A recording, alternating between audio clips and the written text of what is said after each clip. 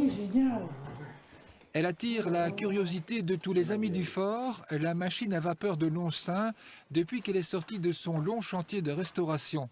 Datée de 1890, elle a fonctionné jusqu'au jour où le fort de Lonsin a été bombardé par les obus allemands au tout début de la Première Guerre mondiale. Donc cette machine à vapeur servait à produire l'électricité qui alimentait le fort de Lonsin au travers de la dynamo qui est sur notre droite ici.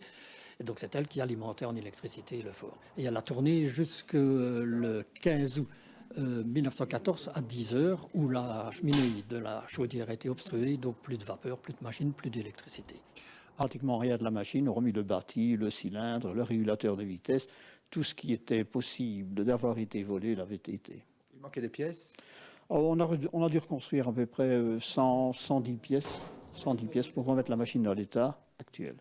La possibilité de restaurer cette machine a été rendue possible grâce à la découverte de ce livre, retrouvé par Paul-André Tenartz, le manuel pour la formation des machinistes chauffeurs et électriciens de l'artillerie des forteresses, édité en 1911, une révélation.